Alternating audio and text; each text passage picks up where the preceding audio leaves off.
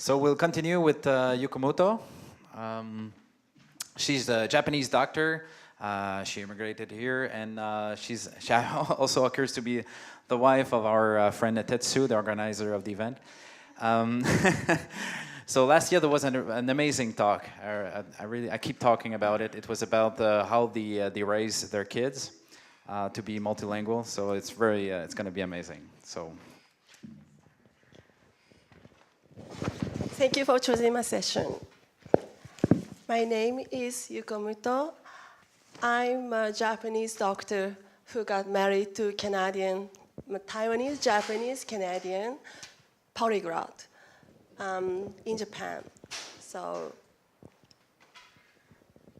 today's talk, I'd like to talk about me first.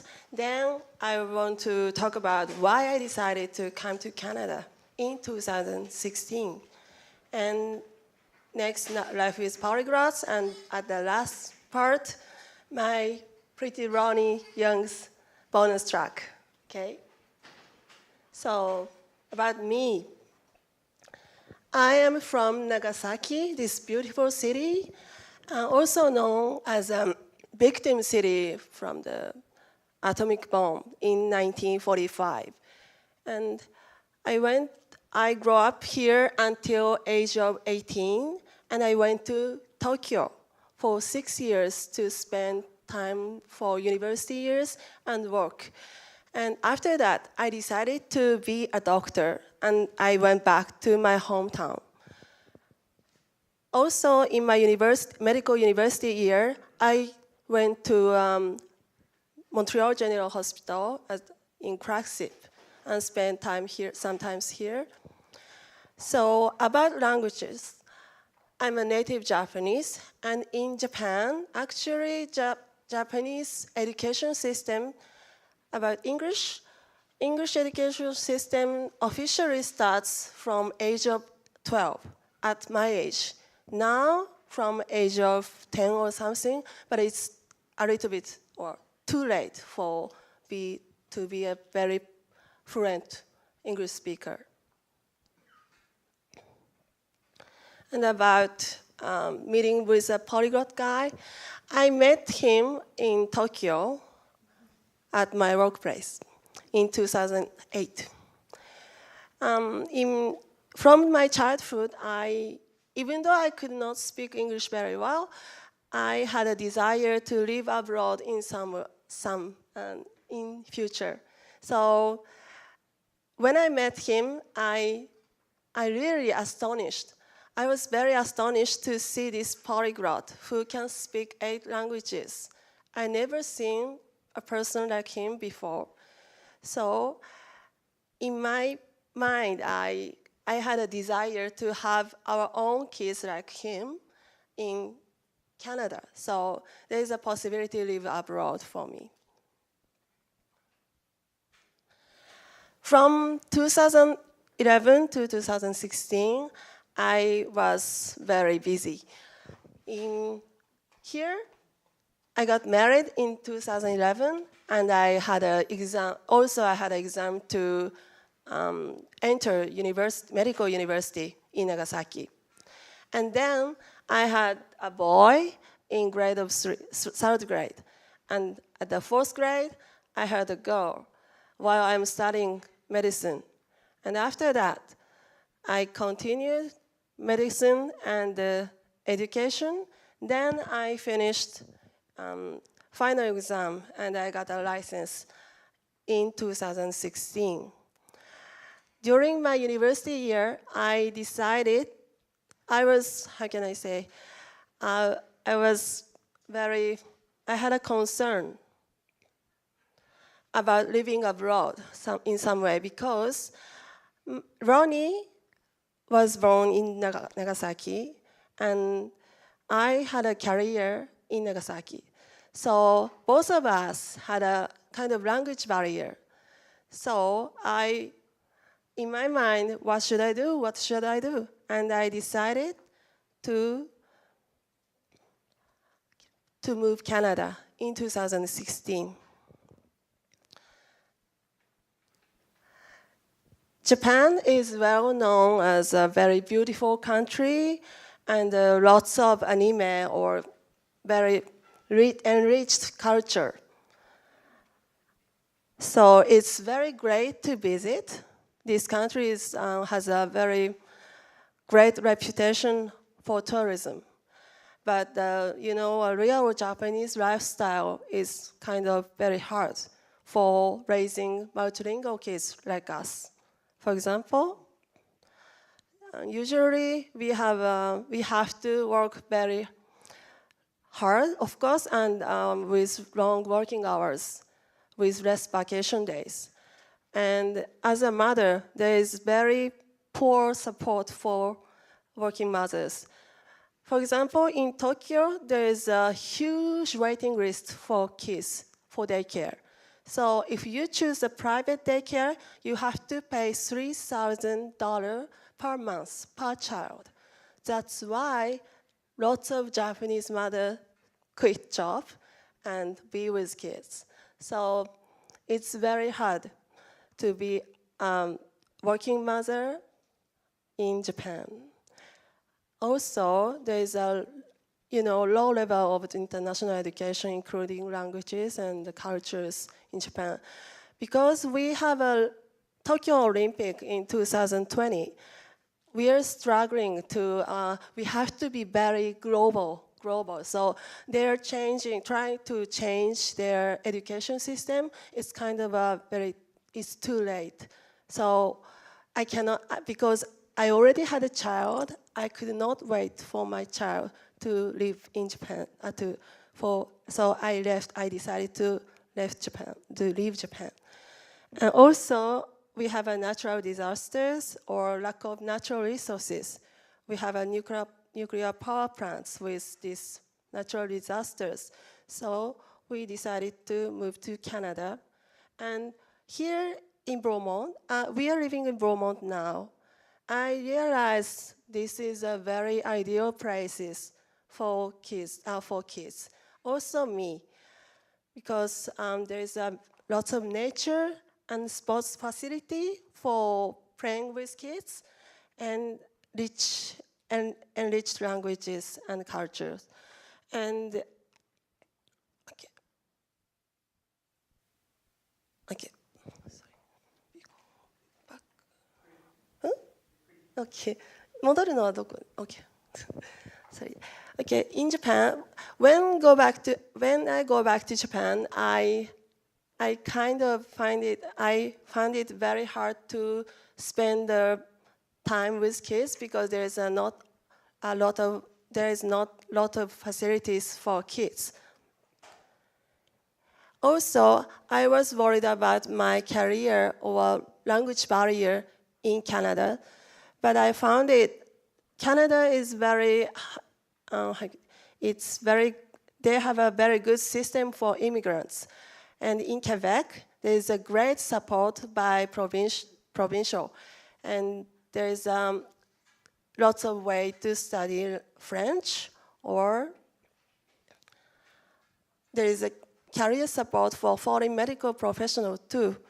So I thought if I moved to Canada at age of 30, maybe there is some way to find my career in Canada, and I can educate my kids in our project. Next, I want to talk about life with polyglots. This is our family members. We have daily life in 5 languages in Canada. I am a Japanese, and I always talk in Japanese to my kids. This is Ronnie, now 6 years old. This is Nika. She's 4 years old. And when she came to Canada, she was only 1.5. And this is Akila. Now he is 20 months. This is my husband. He always talks Mandarin at our home. So I can understand a little bit daily Mandarin vocabularies. So in Quebec, they go to French daycare, so they have a French-speaking friends too. And so because my husband wanted to educate our kids in 5 languages, English and Spanish were a little hard for us to use in daily life. So we invited 2 au pairs from different countries. One was in charge of English, and one is in charge of Spanish. That's how it works in our home. They spend very great daily life with them, with sports, and at home they play a lot together. So, not only in Canada, we travel a lot every year. Mainly, we have 3 places to live in the world. This is Taiwan. My husband has lots of relatives over there. Also, we go there to let my kids to go to the gardery or daycares. And in Japan, I sometimes work as a resident in Japan. Still, I have to finish residency in Japan, so when I go back to Japan, I spend some time as a doctor. And in Canada, we have 8 months every year. And this is a calendar for us. 8 months in Canada, 2 months in Japan, 2 months in Taiwan. We always, every year, we make a schedule like this, and our kids spend some time in different countries. So, once we decided to educate our kids like this, there is a big concern for me to be a mother or a wife of a polyglot. So this is a concern of multilingual lifestyle. And is it really possible? I could understand bilingual would work very well, but for my first impression, when I heard from my husband, why don't we have 2 au pairs at home? At first I thought, does it work? Or I don't want to live with someone with other. So I had some big concerns for that lifestyle. But here I already got married to a polyglot, and once at the first sight, I fall in love with him. So I I simply trusted my polyglot husband. So my big responsibility for my kids. So every year we go to Taiwan and to Japan for kids. So they go to daycare over there. So every year, 3 times, they have to change their lifestyles. For me, at first, I thought it would be very hard for my kids. But I can see their progress, their growth every year, or no, not every year, but every season, every day. So I feel very confident right now to have this lifestyle. And because they can speak several languages with their relatives, they could have a deep communication through native languages. Actually, to tell the truth, in Taiwan, I cannot communicate with his relatives in Mandarin. I have a very limited skills of Mandarin, so they speak Japanese to me. So I feel that it's very important to have a very good, deep communication skills for several languages. Also, my husband spend lots of time with kids. Actually, he changed his job to be, home working person. When I went to Japan, when I went to medical school in Nagasaki, he quit his job and he changed his job for being with me, and he worked from home. So we have lots of travels. So kids are very good. They have very good relationships. So I think human networks from around the world, from childhood at their age, will make their lives very extraordinary. So next, Ronnie, Ronnie, yeah. Come here. I talked about my education. Now he is age of 6, like that.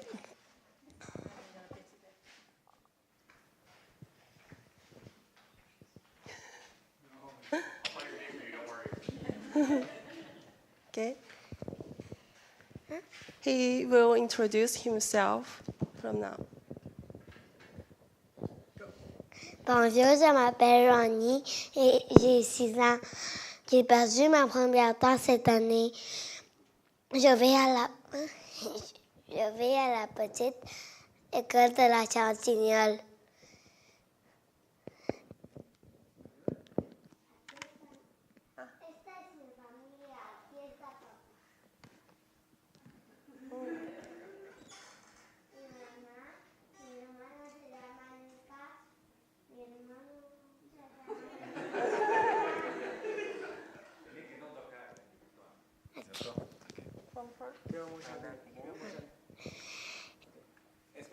Esta es mi familia. Aquí está papá y mamá. Mi hermana se llama Nika y mi hermano se llama Akila Gordo.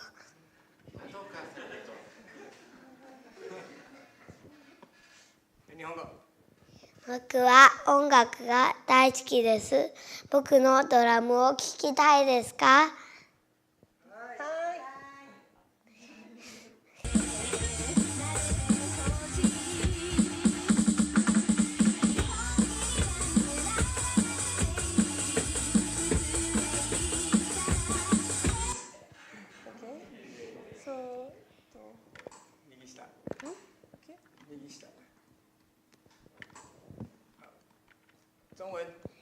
我最喜欢运动，第一个是打高尔夫球，第二个是滑直排轮，第三个是滑雪板，第四个是游泳，第五个是打曲棍球，最后大家要看吗？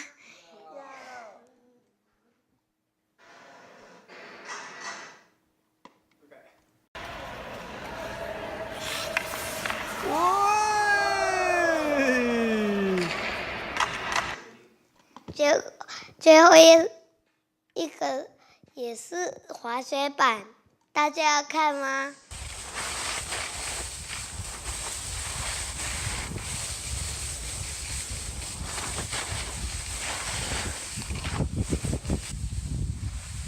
Yeah！ 再来一次。Yeah！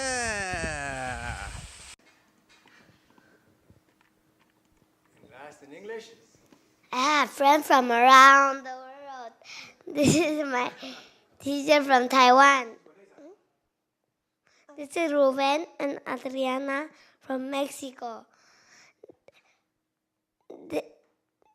This is my best friend from Canada, and his name is Axel.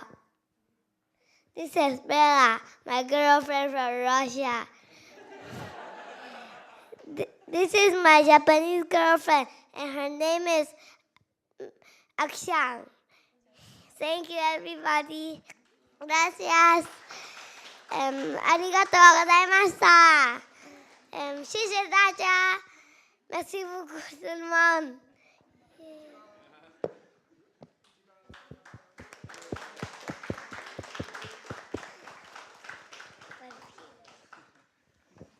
All right, so we're ready for a round of questions. Hey, little boy. Tienes que quedarte con tu madre. Okay. All right, many questions. Let's start with the lady first. Hi. I'm just wondering, like, when you go to the different countries, well, Taiwan and Japan, so you go for 2 months. You said that you put your kids in daycare. Yeah. Did you also mean, like, their school system as well? Like, can you get them into the school system in that 2 months? Yeah. And they accept that? Because for that, actually, if you go just over there and apply over there, it doesn't work. So I always apply very early beforehand, and that's how it works. So I still have I am a still Japanese resident, and they have how do you say it? Their hospital cards or medicars over there, so they can apply for the official daycare, not only private. So it works. Thank you. Another one? It's really the same question. Kind of the same question. But I was curious. Sometimes schools go for 9 months. Can you kind of reduce the year to 8 months with special arrangements?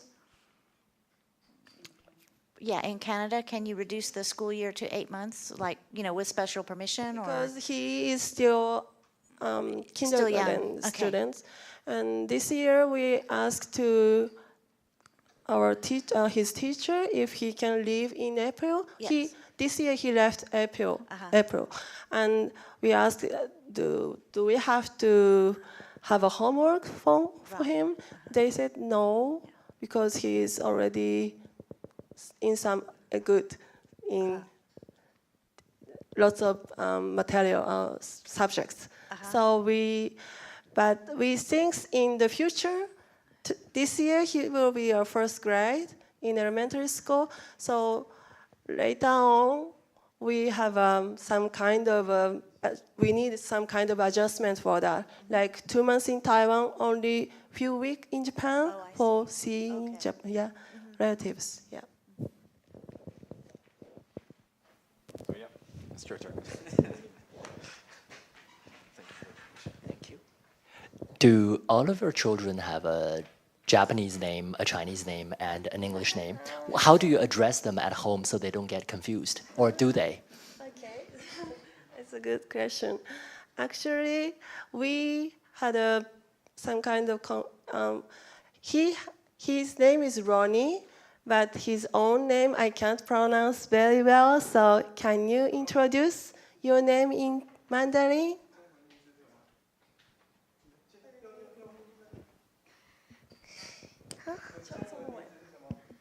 翁祖龙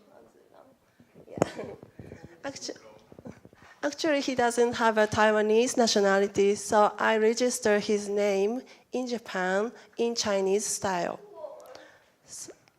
So he has a Chinese name in Japan. So, and we call him Ronnie or Long-chan, Onzulong, in very different ways. And he understands I have lots of names, but my real name is Zulong Young. Like this, he introduced himself like that. So. At what age can children, or from your experience, begin to tell the difference between different names that's always them? You know, the Ozulong and Ronnie are both. The names. Because my son, who is now 1 year and a half, recently took a trip back to China to see my parents, and my parents insisted on calling him by his Chinese name, which he had no idea. So your son has only Western style name?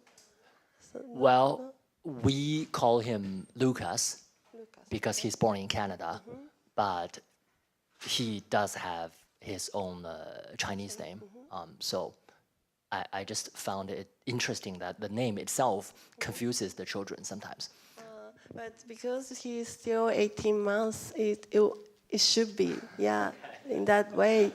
Ronnie also had, actually, I was pregnant in Japan, and he was born in Japan, and he spent 18 months in Japan.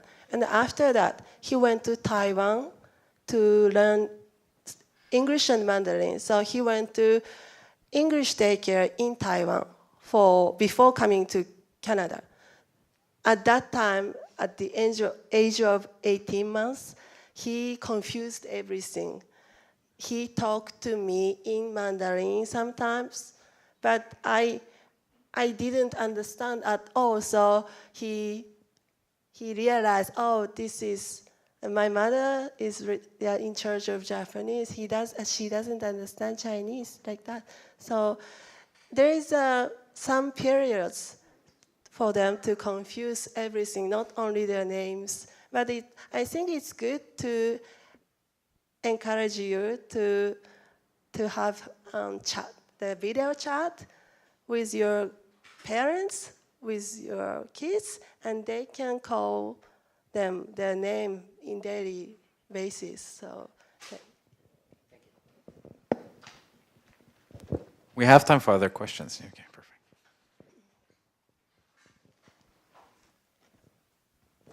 Ronnie，我可不可以问你一个问题？你在台湾的时候，你的阿公阿嬷，你叫爷爷奶奶，还是阿公阿嬷，还是阿公阿嬷，还是我继三、欧巴三？And the question I asked was whether he addresses his grandparents in Mandarin, Taiwanese, Hakka, or Japanese.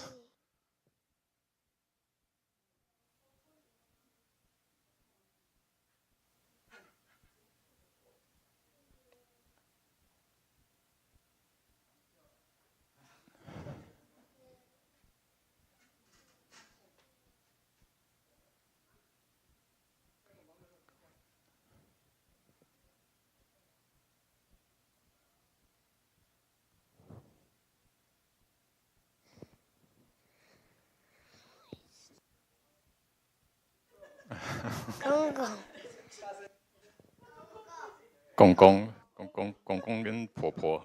Okay. Anyone else has questions? No. All right. Thank you very much.